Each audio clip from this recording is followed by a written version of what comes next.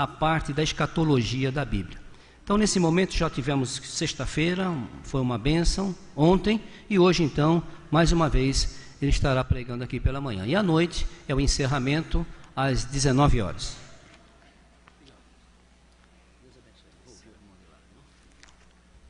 Quero saudar vocês em nome de Jesus. Realmente fico feliz que eu posso falar aqui. E realmente todos esses irmãos que estavam aqui são uma prova daquilo que Jesus profetizou 2000 anos atrás, que esse evangelho será pregado no mundo inteiro. Não se deixa desviar ainda por causa das coisas ali. Não mostra ainda aquilo que está no laptop, tá? Deixa ainda. Certo. Porque Jesus falou, esse evangelho será pregado no mundo inteiro. Ele disse do norte, do sul, do leste e oeste, iam vir pessoas e se sentar na mesa com Abraão. Agora imagina, naquela época, Jesus era relativamente jovem, 32 anos, 33 anos, rodeado por galileus, né, que eram tipo caipira, assim, pessoas indoutas, simples, falaram um sotaque que eles desprezaram lá em Jerusalém, o dialeto. E ainda esse país é pequenininho, eu mostrei para vocês, acho que foi sexta-feira, né? Um país tão pequenininho, ainda ocupado pelos romanos. E Jesus disse, olha, que eu estou falando agora, será pregado no mundo inteiro. Ele até disse, céus e terra passarão, mas as minhas palavras não passarão. E hoje, 2000 anos depois, olha, nós vimos as pessoas, já crente de décadas, nós vemos hoje tantas nacionalidades, o evangelho está sendo pregado no mundo inteiro. Essa profecia se cumpre, e vocês, nós fazemos parte do cumprimento visível de uma promessa de Deus. Nós somos algo visível, que essa promessa se cumpriu. Isso nos pode deixar muito feliz e alegre, que Deus vai continuar. Nós sabemos porque nós ainda não fomos arrebatados. O que vocês acham? Qual é o único empecilho? Por que nós, como igreja, não fomos ainda arrebatados? O que falta? Qual é o problema? O que será que falta? Olha, em 2 Pedro 3,9 está escrito, não retarda. 2 Pedro 3,9. Olha, até bom vocês marcarem bem esse versículo, porque essa igreja também fala muito de missões e apoia muitos missionários.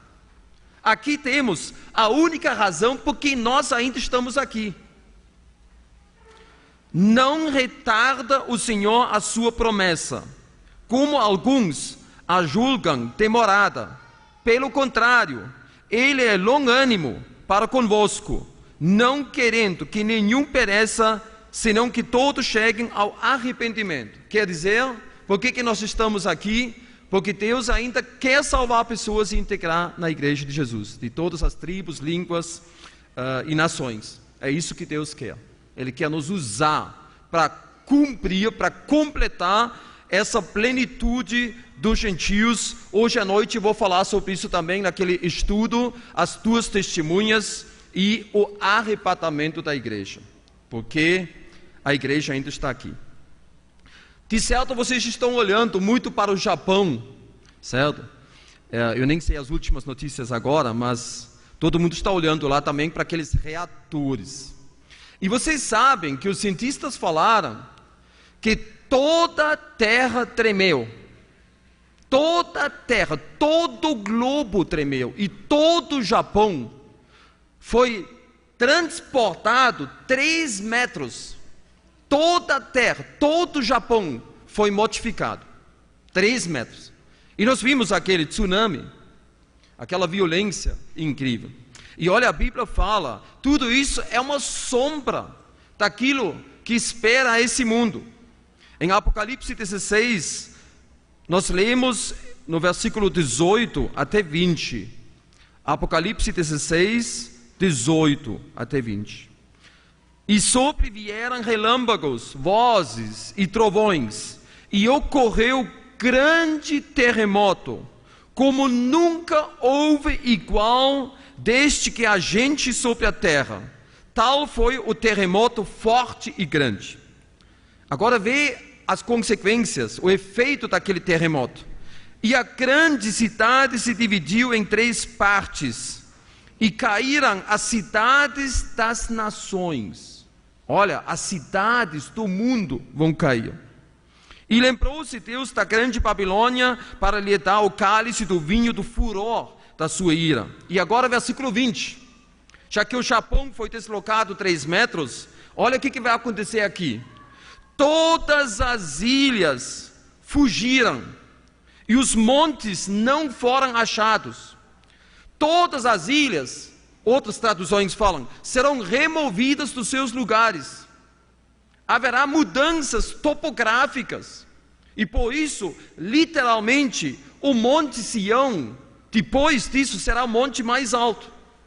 Aquele Monte Everest, ele vai ser nivelado. O mar fundo não existirá mais, porque tudo espaço perdido não faz parte da criação original de Deus, é coisa do dilúvio. Está escrito no Salmo 104, que depois do dilúvio Deus elevou as montanhas e baixou os vales. Então nós temos grandes mudanças. Olhando para o Japão, olha, é só uma sombrinha daquilo que espera esse mundo. Juízos gigantescos, horríveis. Vamos começar com algumas coisas atuais. Também hoje à noite vou falar sobre os preparativos da reconstrução do terceiro templo. E como será que isso pode acontecer? Aqui eu tenho um artigo. Os palestinos advertem contra a construção do terceiro templo. Olha, isso é atual, isso é agora. Eles têm medo que os judeus estão tramando a reconstrução do terceiro templo, que a Bíblia diz que vai se cumprir, certo? Nós precisamos, esse templo fará parte do palco apocalíptico, porque o homem da iniquidade vai se sentar dentro do templo e vai dizer que ele é Deus. Olha, os palestinos advertem contra a construção do terceiro templo. Aqui. O Abbas, o líder dos palestinos, vocês sabem, né? Que veio depois de Yasser Arafat. Nós não queremos nenhum judeu na Palestina. Quer dizer, no Estado palestino. Olha, o que vocês iam dizer? Que de repente os uruguaios iam dizer: nós não queremos nenhum brasileiro aqui. São muito amigos. Vocês não acham? Pá, mas que país ótimo. Quer dizer, eles mostram uma hostilidade. É um povo que nem existe ainda, e eles exigem um Estado. Vocês podem se imaginar como os judeus são felizes em dar o sim para um Estado palestino que diz: nós não queremos nenhum judeu aqui. Olha que posição terrível. E o mundo não quer ver isso e culpa sempre os judeus de todos os problemas. Os palestinos falam: o fim de Israel é iminente. Eles dizem que pode surgir uma nova aliança poderosa entre os países árabes através dessas agitações e revoluções agora em muitos países árabes que nós acompanhamos. Olha a Líbia agora. E eles dizem que pode vir agora uma grande aliança contra Israel, porque o ódio une esses países. Quer dizer, nós não sabemos bem ainda o que vai acontecer. Se vai sair uma coisa boa, que é mais improvável, ou uma coisa pior. Olha, o fim de Israel é iminente. Nós já pensamos nessa grande aliança e pensamos em Gog e Magog. Olha, a Bíblia fala que haverá um ataque grande contra Israel. Um outro judeu, num jornal grande de Israel, diz: não conta com democracias nos países árabes. Apesar que nós não sabemos bem o que vai acontecer, mas muitos desconfiam que o Islã realmente seja capaz de ser democratizado, por enquanto. Então ele diz: olha, isso é uma utopia do Ocidente, não existe democracia no mundo árabe. Um outro jornalista muito famoso fala aqui do perigo do Islã entrando na Europa, certo? Minando a Europa. E nós vemos lá como muitos cristãos e cristãos nominais, parece que eles estão cortando, serrando o próprio galho onde estão sentados, falando que o Islã é paz. Tem até igrejas que dão ofertas para a mesquita, colocar um grande lustre na mesquita, e tudo é paz. um grande engano. Parece que é um juízo de Deus contra um cristianismo que não é mais bíblico. Também aqui, já que a Bíblia diz que no fim dos tempos, os judeus vão voltar para a sua terra. Olha, no Iêmen, que agora também tem problemas. Eu não sei se vocês estão bem atualizados com a geografia. Eu sei que muitos têm problema e não sabem. Alguém às vezes pergunta para mim, quando ele vê o Verbos, você vai com o Verbos para a Alemanha? O que tem entre o Brasil e a Alemanha? Tem um problema. Será que eu posso dirigir com Verbos até a Alemanha daqui? O que tem no meio? Milhares de quilômetros de água. É o Atlântico. Eu não posso dirigir o Verbos até a Alemanha. Podia, gostaria de andar lá nas autoestradas lisinhas, ótimo aquele trânsito. Mas não dá, só botar ele num navio. Então muitos nem sabem que tem um mar entre as Américas e a Europa. Então o Iêmen fica bem ao sul da Arábia Saudita, certo? Bem ao sul da Arábia Saudita, no finalzinho daquela grande península. E lá, os últimos judeus, que são 300 judeus que sobraram lá, de uma comunidade de 50, 60 mil, que foram salvos, logo depois da fundação do Estado de Israel, numa ação chamada o tapete voador. Todos aqueles judeus foram levados para Israel, os iemenitas. E agora os últimos 300 estão clamando para o Estado de Israel: salvem-nos, tirem-nos daqui, porque eles têm medo que eles serão atropelados no meio daquelas violências todas. Os últimos 300. Olha, é interessante. Eles estão clamando, porque os judeus vão voltar para a sua terra. Vocês também ouviram que o Papa Benedito, né, o Josef Ratzinger, ele agora falou bem claro que os judeus não são culpados pela crucificação e morte de Jesus. Parece uma coisa muito boa, ele quer combater o antissemitismo, apesar que não foi bem assim, né? A Bíblia diz bem claro que o Cordeiro de Deus será sacrificado pelos sacerdotes de Israel, que se cumpriu literalmente. Ele foi entregue pelos chamados judeus. Só que vocês têm que saber uma coisa, cuidado. Quando a Bíblia fala no Novo Testamento dos judeus, que são inimigos de todos, quem eram esses judeus? Isso não eram todos os judeus. Nós chamamos hoje todos os judeus que são descendentes de Abraão, Isaac e Jacó, certo? Não de Ismael, Abraão e Ismael, não. Isaac e Jacó. Todos chamamos de judeus. Antigamente não foi assim. Judeu só foi um israelita que era da tribo de Judá. Então os judeus que a Bíblia fala, aqueles filhos do diabo, em João 8, aquelas chamados versículos antissemitas, não, eram a liderança religiosa judaica de Jerusalém, que condenou o Messias, não aceitou Jesus. Esses eram aqueles chamados judeus, não generalizado para todo o povo. E nós sabemos também, quem crucificou Jesus também foram os romanos. No exército romano tinha germanos, alemães. E também, quem mais crucificou Jesus? Todos nós. Todos nós ajudamos a crucificar Jesus. Por quê? Ele morreu pelos nossos pecados. Então aquele papo do Papa não é bem assim, gente, por favor. E olha, por que o Papa não pode falar para os judeus: vocês são um cumprimento da profecia? Por que ele não pode falar isso? Por que ele não pode falar: Israel é o ponteiro no relógio mundial de Deus? É pena. Nós vemos que também a Igreja Católica não tem escatologia. É uma cegueira muito perigosa, o Papa. Vocês sabem que o Irã, sem dúvida, o Mahmoud Ahmadinejad, ele não cala a boca. Ele fala bem claro que eles querem um mundo sem sionismo. Ele disse: a contagem regressiva para a destruição de Israel não pode mais ser parado, não pode ser mais freado. Eles falam isso, eles querem fazer a bomba atômica. Então, nós pensamos muitas vezes: quando será que Israel vai atacar? Porque Israel já atacou o Iraque em 81, já fez grandes ações, são muito inteligentes, né? Também Deus ajuda.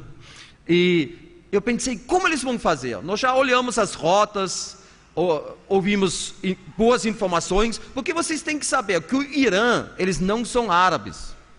Eles são persas. E os árabes não gostam do Mahmoud Ahmadinejad, que de repente quer ser o líder do mundo islâmico. Vocês entendem? Então tem até países árabes, governos, que apoiam um ataque de Israel contra o Irã. É muito louco, mas é assim. E vocês têm que saber que Israel, cuida bem, Israel já atacou o Irã em 2009. E ninguém de nós notou isso. Escuta, lá tem reatores nucleares. Como você pode atacar um reator nuclear sem ir lá? Sem ir lá. Como você pode causar mal num reator nuclear sem ir lá fisicamente? Você tem uma ideia? O que a gente podia fazer para danificar um reator nuclear à distância, sem armas? Sem armas. O que a gente podia fazer? Um vírus de computador chamado Stuxnet. Eles desenvolveram o primeiro cyber weapon, que é a primeira míssil via espaço, via internet, via informática, que é o vírus mais sofisticado que já se viu aqui no mundo. E esse vírus entrou lá e começou a danificar centrifugas. Um vírus muito inteligente, que eles disseram logo, foi um governo que fez isso. De certo foram os americanos e os judeus. E eles, de certo, acertaram. Apesar que Israel não fala abertamente que foram eles, né? Mas eles danificaram lá e atrasaram o programa dos iranianos por anos. Você ouviu isso? É bom vocês ser mais antenados, certo? Eu um dia fui atrás de notícias, de repente apareceu uma coisa dos reatores, problemas lá, e de repente apareceu a palavra Stuxnet, o vírus mais sofisticado, a primeira arma via informática. Muito interessante. E também Israel ficou muito feliz, porque no litoral israelense foi achado um grande reservatório de gás natural. Porque você sabe que Israel depende muito de outros por causa da necessidade de energia. Então, eles acharam muito gás. Talvez eles podem até exportar, que eu digo é a compaixão de Deus. Certo? Porque Deus sabe que Israel precisa de certas coisas, precisa de ajuda. E também choveu um pouco mais nos últimos meses e o mar da Galileia subiu, que é muito importante. Imagina, Israel só tem uma única caixa de água grande, que é o mar da Galileia. A única lagoa grande deles em Israel tem 15 quilômetros por 25 quilômetros. Essa é a caixa da água de Israel. Imagina, para um povo de milhões de pessoas. É muito precário. Eu moro em Porto Alegre. O rio Guaíba, onde eu moro, tem 15 quilômetros. É a largura do mar da Galileia. Mas depois ele abre para 50 quilômetros e 300 quilômetros vai a Lagoa dos Patos até Rio Grande. É água e mais água, são 7 rios que desembocam ali, é água que não para mais.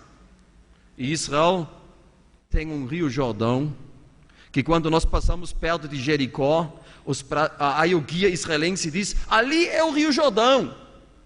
Aí os brasileiros perguntam, aonde? Aonde? Aonde? Eu não vejo nada. Isso é o Jordão. Que nem o Naamã da Assíria, né? Mergulha 7 vezes no rio Jordão. Ele diz, mas na minha terra não tem rio maior e mais limpo?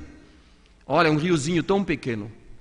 E Deus se compadeceu. Choveu um pouco mais, mas não é fácil. Outra notícia no final. Nós temos hoje todo aquele debate de preferências sexuais. Eles dizem que uns nascem gays e outros não. Você sabe de tudo isso. E os cristãos ficam lá, às vezes, sem argumentar. Eu tenho aqui um artigo muito recente. Sabe o que ele fala? Ele fala que não é somente a genética. Olha, isso é muito revolucionário aqui. Eles dizem que não é só a genética. São as decisões que um homem toma durante a sua vida que influencia toda a nossa vida. Não é só a genética. Nós podemos escolher entre o certo e o errado, aquilo que agrada a Deus e aquilo que não agrada a Deus. Olha, está escrito aqui. Eles dizem que um concreto estilo de vida até ele modifica o programa do cérebro. Nós podemos modificar o cérebro através das nossas decisões. Isso é muito sério, gente. Ninguém terá desculpa quando ele peca e diz: mas eu nasci assim, sou assim. Olha, o homem tem responsabilidade diante de Deus. Ele pode escolher entre o bem e o mal, o certo e o perverso. Vamos começar? Pode botar o... Olha, sabe qual é meu alvo agora com isso? Eu quero que vocês nunca mais esquecem aquilo que eu vou falar agora, certo? E eu vou conseguir isso, sabia? Porque as imagens são uma arma muito boa, as imagens. Vocês têm aqui um patinho, certo? E o patinho pergunta a essa latinha: você é minha mãe? Por que o patinho pergunta isso? Vamos ver. O que acontece normalmente no ninho de uma pata?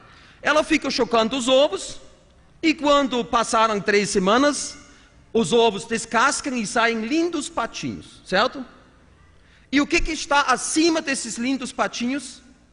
É a mamãe, certo? Claro, aquela coisa grande, quentinha, fofinha, é a mamãezinha que ficou lá firme 3 semanas.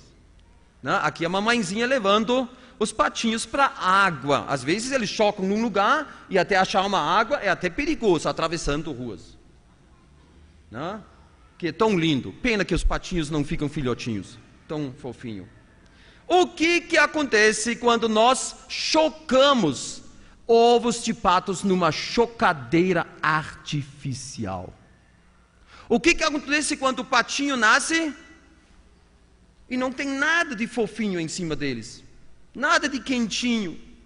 Onde você está, minha mamãezinha? Não tem mãe. Olha o patinho nascendo ali sozinho, na chocadeira, aqui, sentado e estou sozinho. Aqui descascando, sentado e nada. Saindo na chocadeira, sozinho. O que vocês acham, o que acontece com um patinho que foi chocado numa chocadeira? Porque agora alguma coisa com o programa dele está entrando em curto-circuito, não tem mamãe. O que o patinho vai fazer? O patinho vai adotar a primeira coisa que se mexe. Olha, pode ser uma coisa boa e pode ser uma coisa muito ruim, certo? Pode ser, vamos ver, aqui pode ser uma galinha. Isso se faz muito. Eles colocam ovos de patos embaixo de galinhas. Vocês sabem que ali a crise é pré-programada. Qual vai ser a maior crise dessa mãe, dessa choca? A maior crise da vida dela vai ser quando o patinho vai fazer o quê? Aquela choca vai ficar louca, ela vai correr e gritar e pensar que o patinho vai morrer. E o patinho vai na água e... É assim. Aqui olha, enquanto eles estão no seco está tudo bem. Mas aí quando os patinhos obedecem ao seu programa que Deus colocou dentro deles, e o patinho vai na água. Aí começa a complicar. Os patinhos sem mãe começam a adotar coisas. Aqui nós temos um patinho de borracha e o patinho vai chegar perto: você é minha mãe? E vai começar a ficar perto, porque não tem nada na vida. Vai ficar pertinho daquele patinho de borracha, seguindo o patinho de borracha. Isso é verdade, isso não é brincadeira. Ou pode ser adotado por um cachorro. Isso acontece também. Por um gato, por qualquer animal, como o crachaim aqui, um animalzinho já um pouco mais estranho. Mas olha, tem tudo isso. Amizades incríveis, porque nasceram sozinhos. Nasceram sozinhos. Essa foto é muito fofinha, Eu também gostei demais. O patinho adotando outros amiguinhos, porque não tem a mamãe. E olha, se nós puxamos, isso também não é brincadeira, se nós puxamos uma lata, o patinho vai atrás da lata vazia. porque está se mexendo, estou puxando a lata. Correndo atrás de uma lata. Essa é o tema do pequeno estudo que vou trazer para vocês agora. Muito bem. Vamos deixar isso aqui.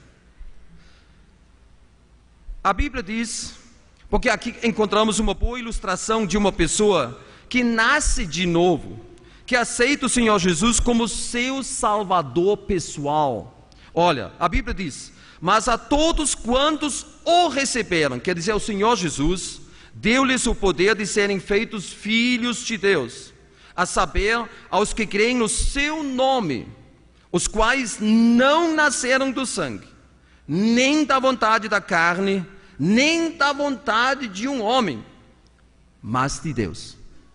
Então, eu não sei quando você aceitou Jesus como seu Salvador. Eu aceitei Jesus em março de 1973, na Alemanha. Mas olha, nós nascemos de novo, e o que tem? Nada.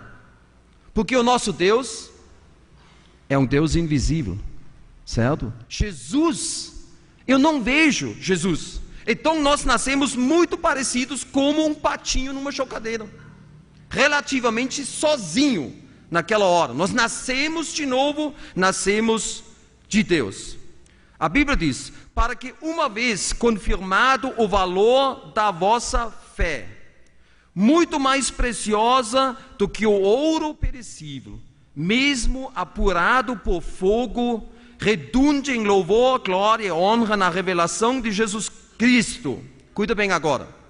A quem, não havendo visto, a mais, no qual, não vendo agora, mas crendo, exultais com alegria indizível e cheia de glória, obtendo o fim da vossa fé, a salvação da vossa alma, em 1 Pedro 1, 7 e 8. A Bíblia diz que nós não vemos Jesus.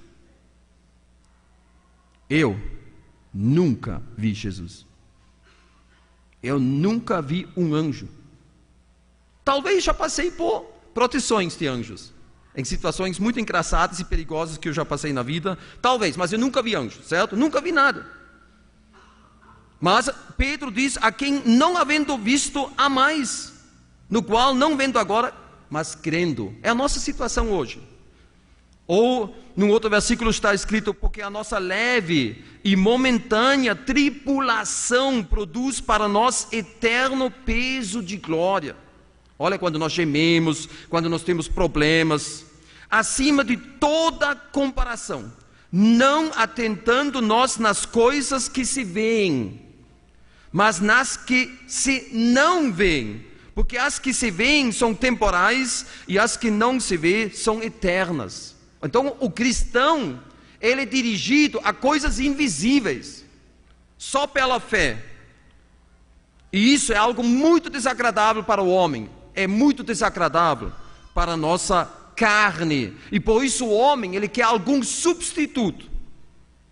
Ou num outro versículo nós lemos: temos portanto sempre bom ânimo, sabendo que enquanto no corpo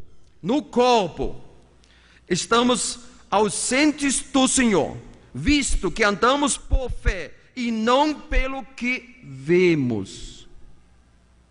Por isso o homem hoje quer milagres e sinais.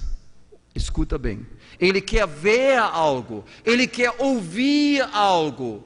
Por isso também, antigamente, ou em certas igrejas, se usa até incenso, para cheirar algo, para captar os 5 sentidos do homem, porque Deus é invisível, e isso é muito pouco para o homem carnal. Disse-lhe Jesus: por que me viste, creste? Bem-aventurados, e isso é para toda a época da igreja, presta atenção, toda a época da graça. Bem-aventurados os que não viram e creram. Isso é hoje o caminho da igreja de Jesus. Pensa no patinho que nasce na chocadeira. Nascemos e acordamos como recém-descascados patinhos numa chocadeira e seremos adotados pelas pessoas em nosso redor, que pode ser bom e também pode ser não tão bom. depende do lugar onde nós nascemos de novo. Por isso Deus nos deu a sua palavra para discernir, escolher e amadurecer. O que eu quero dizer? Pode ser bom ou pode ser menos bom. Eu viajo no Brasil inteiro. Eu prego em todas as igrejas. Não me leva mal, não joga nada agora, tá? Eu prego em igrejas onde eu até oro para não ficar louco. Até em lugares suspeitos. Quem me convida, eu prego o evangelho. Eu sou como um cristão bíblico. Eu sou um separadista. Eu acredito na sã doutrina que faz falta em muitos lugares no Brasil, cada vez mais. Mas eu não sou exclusivista. Eu não posso negar que há pessoas que nascem em muitos lugares. Eu vou contar uma história muito estranha para vocês. Isso ainda foi na época do comunismo na Rússia. Tinha um teatro, e eles queriam blasfemar a Deus naquele teatro. Tinha freiras, padres, e eles iam fazer a maior farra contra a Bíblia, contra Deus, contra o cristianismo.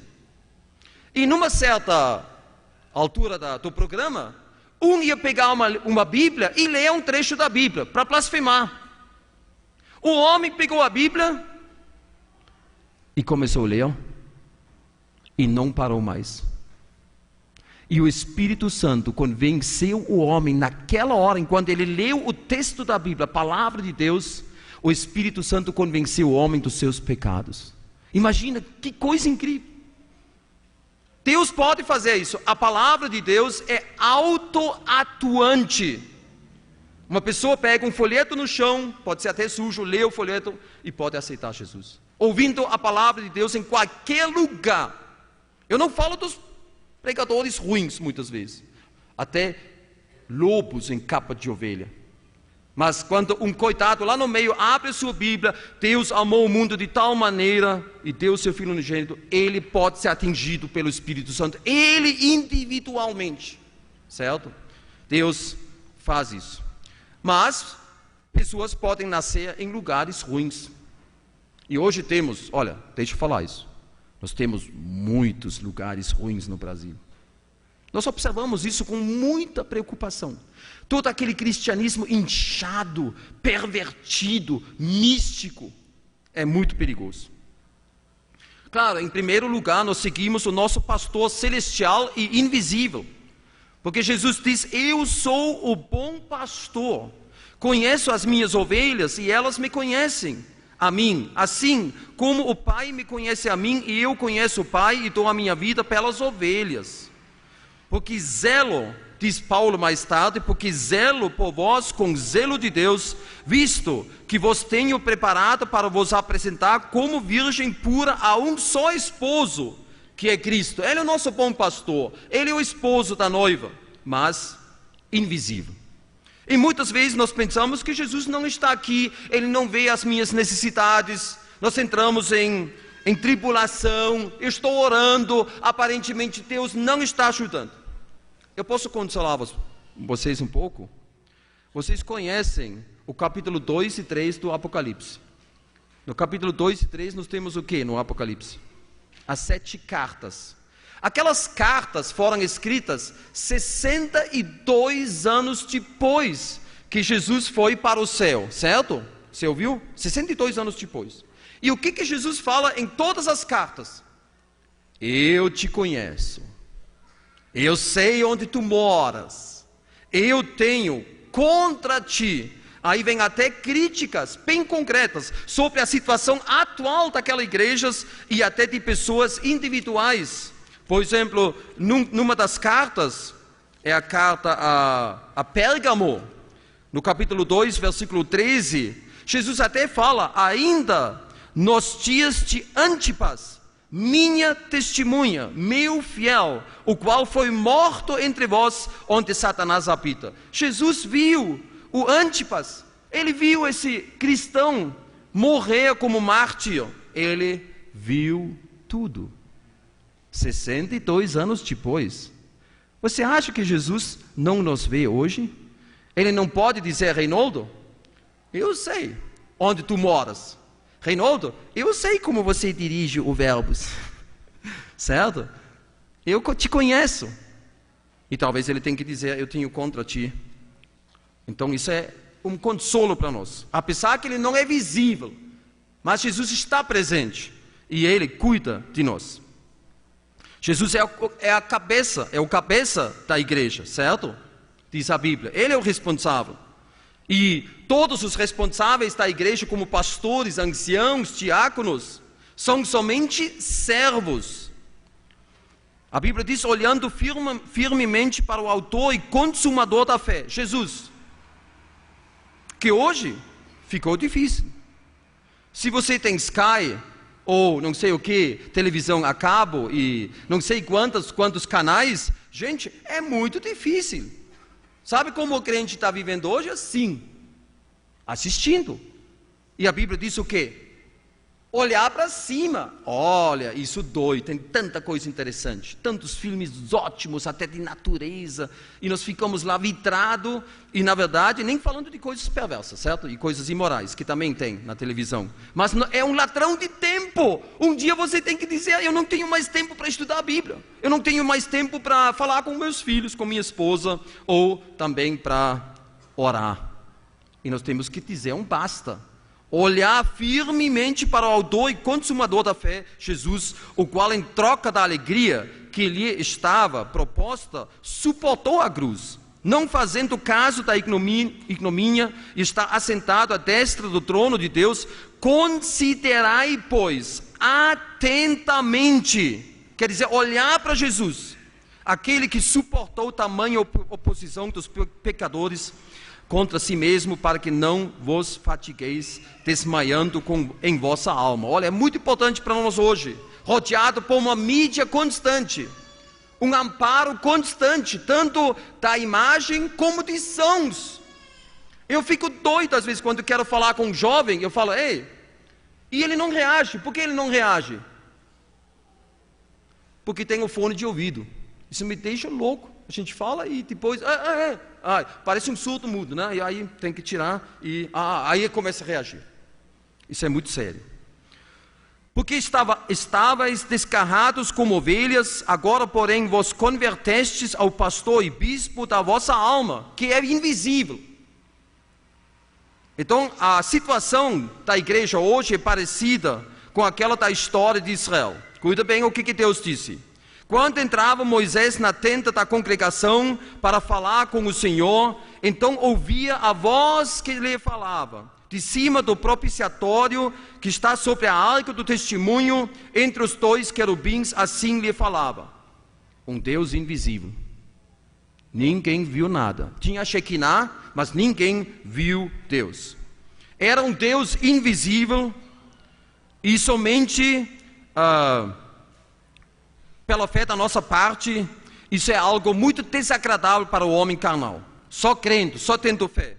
E o que aconteceu logo em Israel? Eles não gostaram daquele sistema teocrático invisível.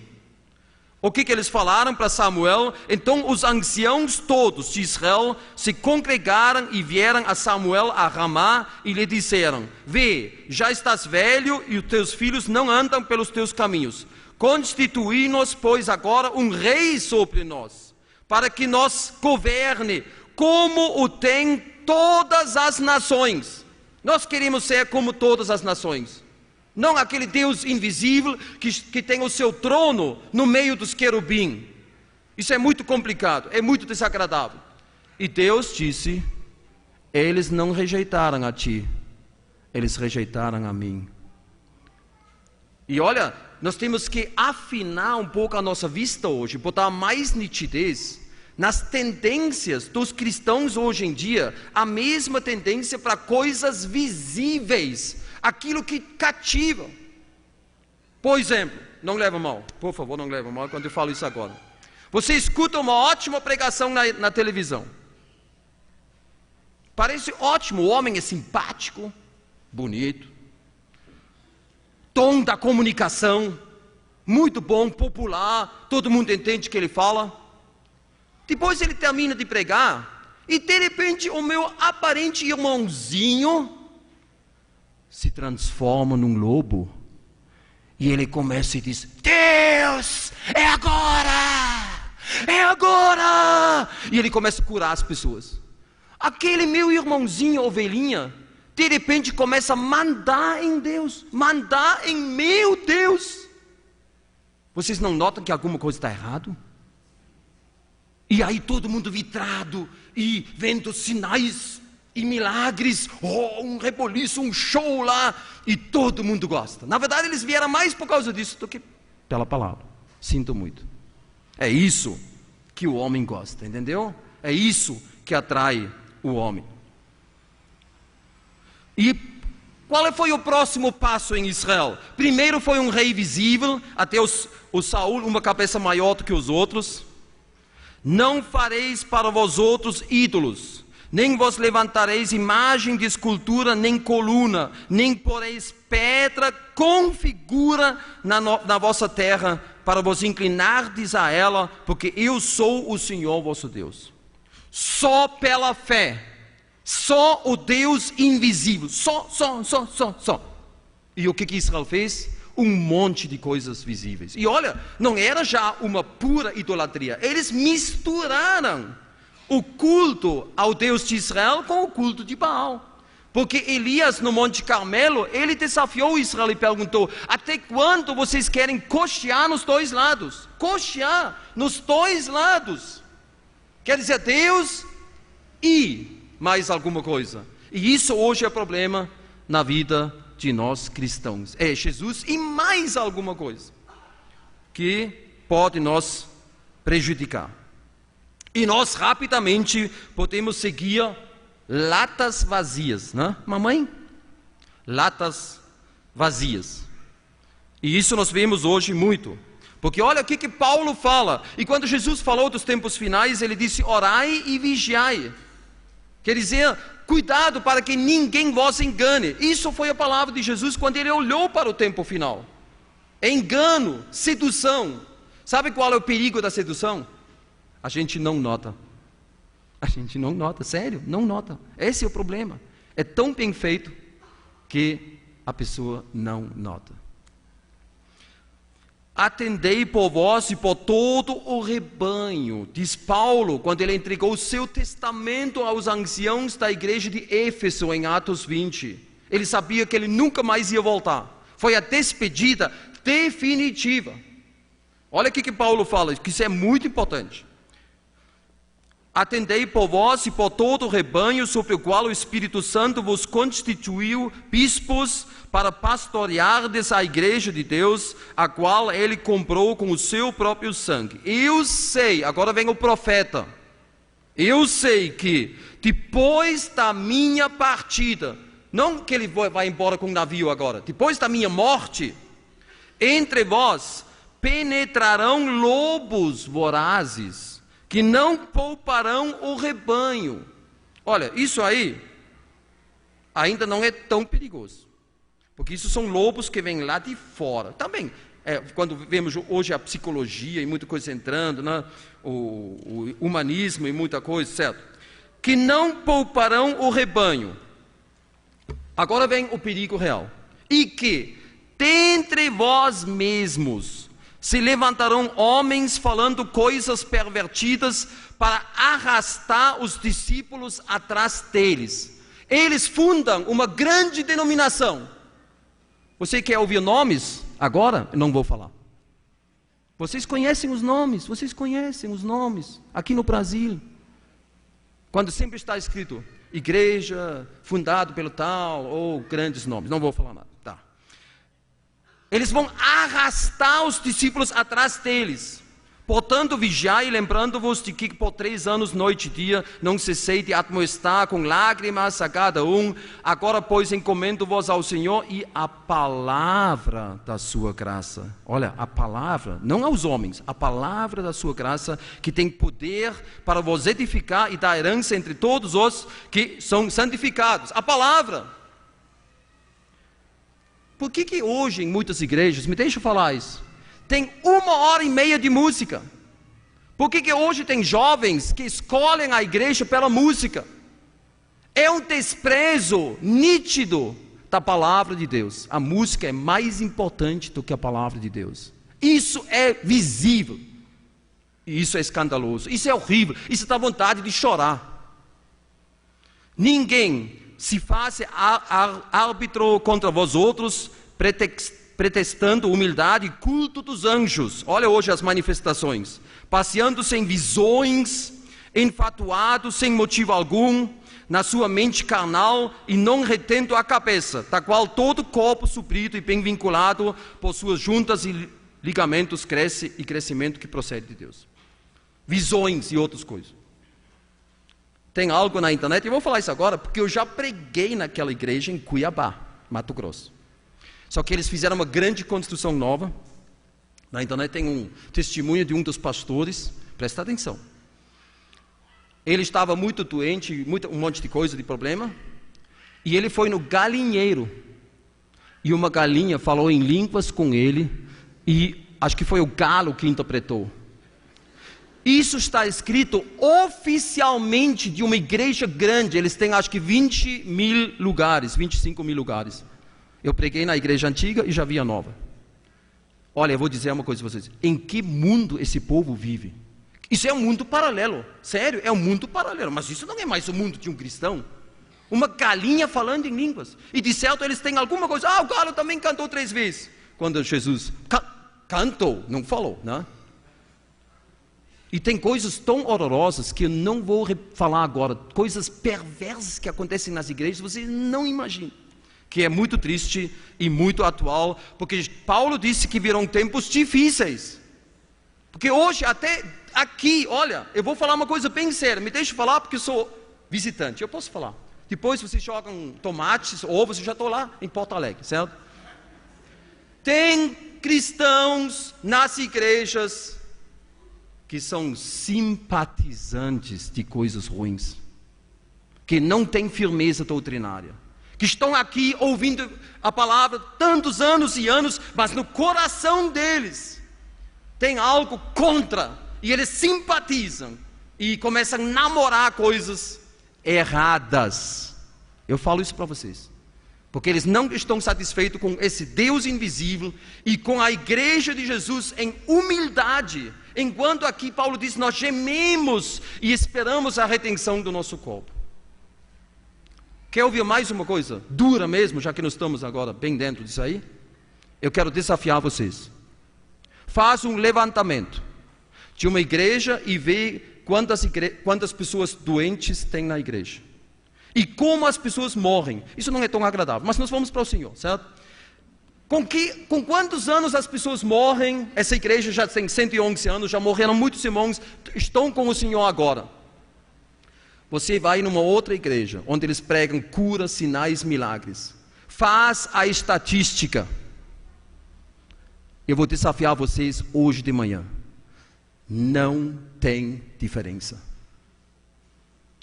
De doenças, das pessoas morrendo, ficando velhinho, debilitado, morrendo, ou em acidentes, outras coisas, ou com câncer e outras coisas. Não tem diferença. Eu desafio você. Faz isso. Você vai ver, isso é a realidade. Porque aqui nós andamos em humildade, gememos e esperamos a redenção do nosso corpo. E olha o que Jeremias fala em Jeremias 25. Uivai, pastores, e clamai, revolvei-vos na cinza, vós, donos do rebanhos. Olha, Deus fala para umas pessoas na antiga aliança que eles eram os donos do rebanho, não era mais Deus, eles eram os donos do rebanho, porque já se cumpriram os vossos dias de matardes e dispersardes, e vós mesmo caireis como jarros preciosos. Não haverá refúgio para os pastores, nem salvamento para os donos do rebanho. Donos do rebanho. O pastor nunca é o dono do rebanho, ele é um servo. Mas hoje nós temos pastores que são donos do rebanho e abusam do povo. Olha o que eles falaram, não vou falar onde, você pode desconfiar. É incrivelmente genial. Eu nunca podia inventar uma coisa assim, para tirar o dinheiro do povo, certo? Olha a genialidade. Agora você vai dar o dízimo daquilo que você quer de Deus.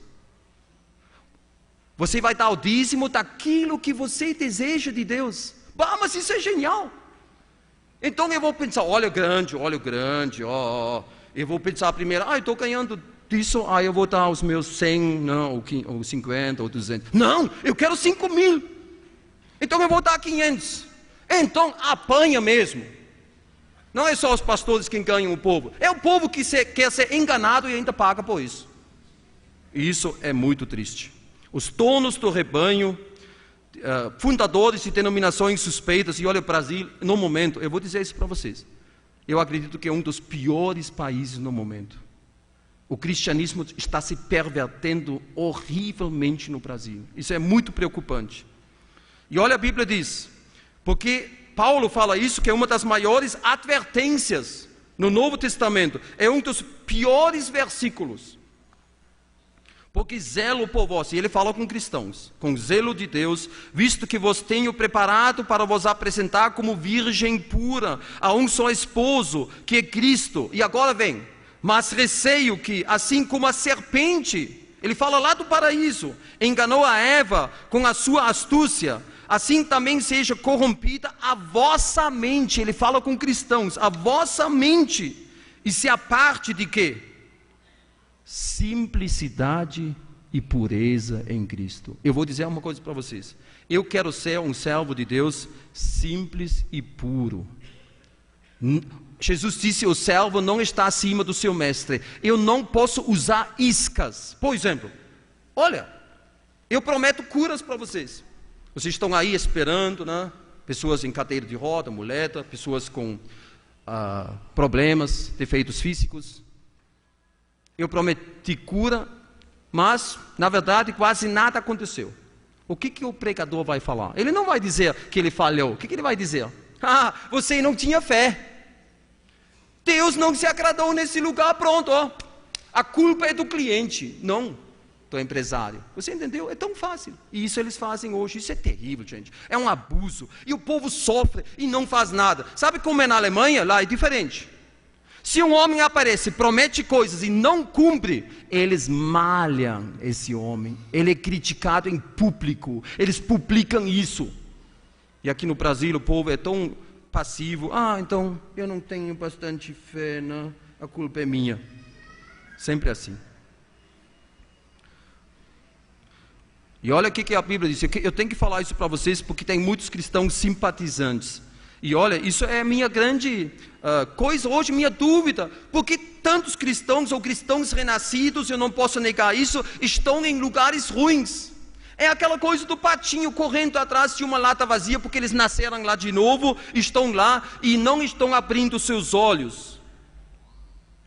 Olha o que Paulo fala quase 2000 anos antes de nós hoje. Mas o que faço e farei é para cortar ocasião àqueles que a buscam com intuito de serem considerados iguais a nós, naquilo em que se gloriam, porque os tais falsos apóstolos, obreiros fraudulentos, transformando-se em apóstolos de Cristo, e não é de admirar, porque o próprio Satanás se transforma em anjo de luz. Não vou ler tudo. Olha, Paulo fala uma coisa terrível aqui. Falsos apóstolos. Quer ouvir mais uma coisa forte, que talvez você não gosta? Qualquer um que hoje aparece em público curando pessoas é um falso apóstolo.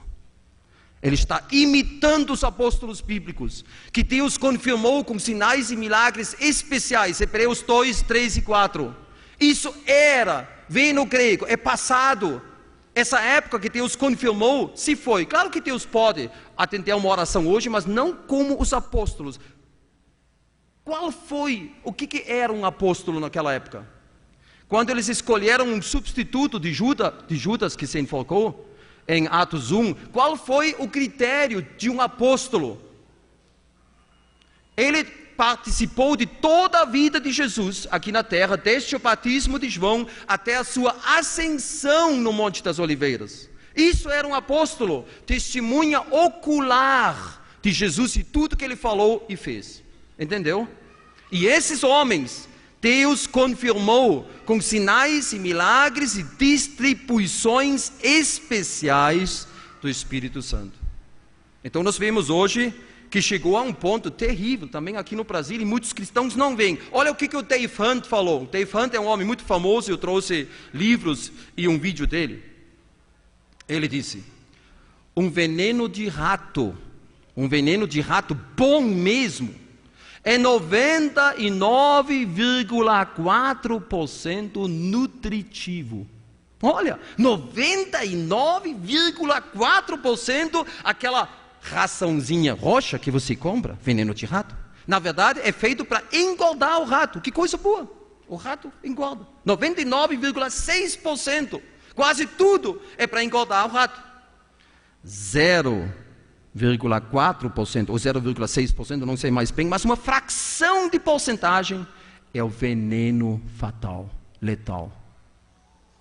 Então nós vemos hoje em muitos lugares, mas ele está pregando o Evangelho, mas olha, ele está usando versículos bíblicos, parece tão bom. E aquele 0,4% e 6% que está ali no meio, misturado, aquele veneno fatal que tira o cristão do invisível, daquela pureza e simplicidade em Cristo, esperando outras coisas como prosperidade. Parece que Jesus é um seguro de vida hoje. Realize os seus sonhos com Jesus. Aí eles mostram um testemunho de um empresário que estava quebrado, falido, perto do suicídio, e agora ele tem um carrão do ano.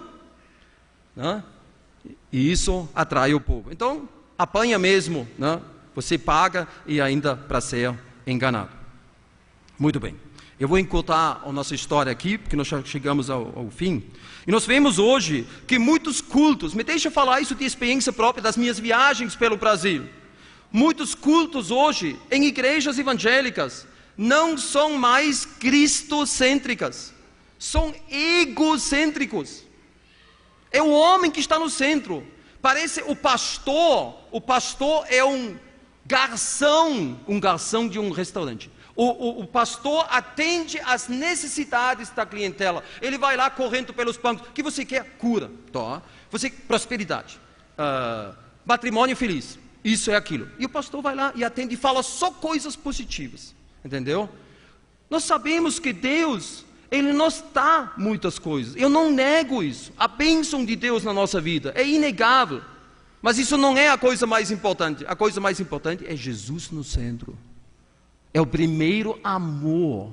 Eu entregando a minha vida. Olha, os cristãos naquela época, no começo, perderam até os seus bens e a sua vida. Isso era prosperidade? Era o contrário. Olha os países árabes hoje, olha lá na China. E olha na Europa, que está começando, que os cristãos estão sendo criminalizados. Então o culto fica egocêntrico. Eles não suportarão mais a sã doutrina. Quase não se fala mais de doutrinas nas igrejas. Não.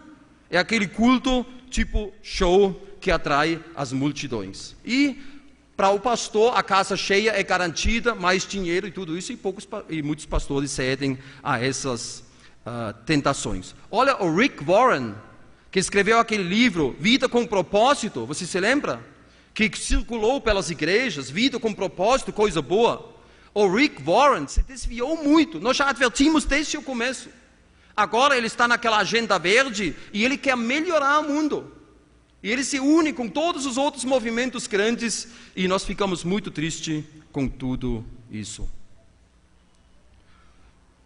A Bíblia diz, mas o alimento sólido, a palavra de Deus, é para os adultos, para aqueles que pela prática têm as suas faculdades exercitadas para discernir não somente o bem, mas também o mal. Discernir, isso nós precisamos hoje, vigiai, e cuidais para que ninguém vos engane. Discernir entre o bem e o mal, é isso que nós precisamos. Agora eu me perguntei, me deixe falar isso no final. Jesus prometeu, conhecereis a verdade, e a verdade, ou o Filho, vos libertará. Outro versículo ele disse, pois o Filho vos libertar, verdadeiramente sereis livres. Ele também fala que virá o Espírito Santo, que vai nos guiar em toda a verdade. Escuta, qual é o problema então? Se Deus prometeu isso, por que nós vemos tanta falha, tanta falta disso nas igrejas hoje, em muitas igrejas? Será que Jesus não está cumprindo a sua palavra? Será que o Espírito Santo não está levando para a verdade? Será que Jesus não liberta completamente? Olha o que Paulo disse, e isso mostra que Deus não violenta e força ninguém. O Espírito só faz isso quando nós permitimos. Você entendeu isso? Nós podemos entristecer o Espírito. E olha o que Paulo diz. Segundo a graça de Deus que me foi dada, lancei o fundamento como prudente construtor, e outro edifica sobre ele. Agora cuida bem. Porém, cada um veja como edifica. Apesar que Jesus liberta, o Espírito guia para toda a verdade, a Bíblia diz: cada um veja como ele edifica. Porque ninguém pode lançar outro fundamento além do que foi posto, o qual é Jesus Cristo. Contudo, se o que alguém edifica sobre o fundamento é ouro, prata, pedras preciosas, agora vem uma divisão, cuida bem. Madeira, feno, palha, manifesta se tornará a obra de cada um, pois o dia a demonstrará, porque está sendo revelado pelo fogo, lá no tribunal de Cristo. E qual seja a obra de cada um, o próprio fogo o provará. Se permanecer a obra de alguém que sobre o fundamento edificou, esse receberá galardão. Se a obra de alguém se queimar, sofrerá ele dano, mas esse mesmo será salvo, todavia, como que através do fogo. Você entendeu? Eu comecei a discutir com Jesus e disse: Jesus, eu não entendo isso. Por que não mais pessoas saem dos enganos? Por que tem tantos cristãos encrencados, até em igrejas boas? Olha, cada um veja como ele edifica. Eu quero deixar isso como um desafio hoje de manhã. Naqueles 111 anos, acredita que muitos têm que reajustar a sua vida espiritual. Talvez entraram coisas na sua vida que antigamente você não tolerou. Você se lembra de um carro, de vez em quando você tem que ir na oficina. A tendência de um carro é que ele descontrola, tem que limpar isso, regular isso, trocar uma correia. E na vida do cristão é igual. Nós precisamos novo despertamento, um despertamento pessoal, novos desafios. E olha, temos que cuidar muito o que nós vamos construir sobre esse fundamento que é Jesus. E ele é digno que nós entregamos toda a nossa vida como um sacrifício vivo no altar de Deus. Eu falo isso com esse aniversário de 111 anos. Jesus é digno. Queremos fazer isso? Amém. Eu não costumo falar com pastores onde estão hospedados comigo, o que vem pregar aqui.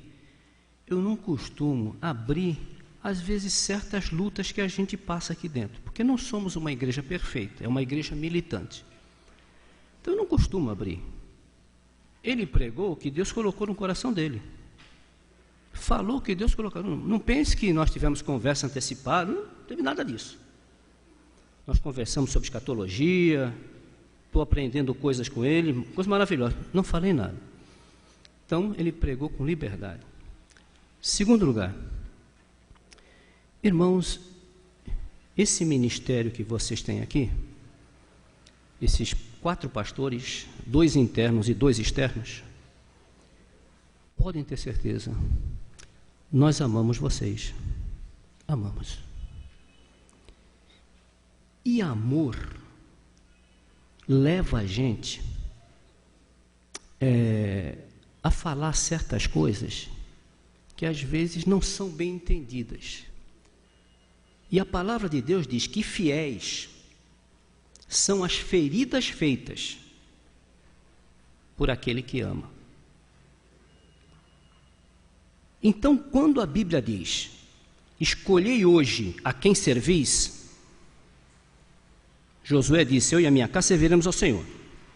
Elias também: por que cocheareis em 2 caminhos? Escolhei quem servis.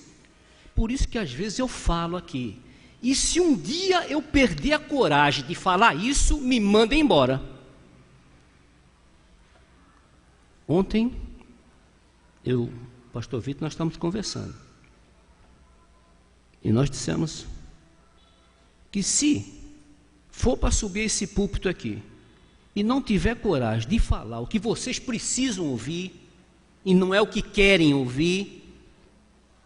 E se for para ficar alimentando o ego aqui, que Deus nos leve. Mas deixar de falar a palavra aqui, não. Então, quando eu uso uma expressão, essa porta abre para fora e para dentro, baseado no que está aqui na Bíblia, escolher a quem servir.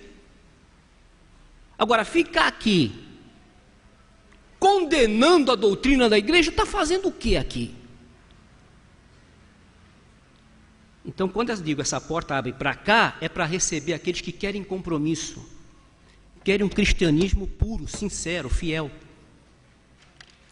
E quando eu digo que ela abre para lá também, é para aqueles que não querem compromisso, querem oba-oba, então vá procurar o oba-oba. Nosso desejo, nós amamos, nós sentimos porque amamos. Mas não podemos fazer o que o Espírito Santo tem que fazer. Então eu peço a vocês, clamem a Deus, pureza. Essa época é a época do engano. É a época do engano, a operação do erro já está em vigor, gente. Cuidado com os telemarqueteiros. Examine a palavra. E vamos preservar aquilo que foi dito na palavra. Tu, porém, fala o que convém à sã doutrina e preserva a sã doutrina. Agora, se não quiser, vá procurar um lugar onde você se sinta bem. Quer pular, quer cantar, quer dançar, quer pular, procure. Agora, onde estiver aqui os crentes, represente a sua igreja. Ela não é melhor que as outras, não. Gostei quando não sou exclusivista. Eu sei que há muitos salvos aí também, em outras denominações. Agora, já que você pertence a uma igreja, a sua igreja tem doutrina. Represente bem a sua igreja. Que Deus nos abençoe.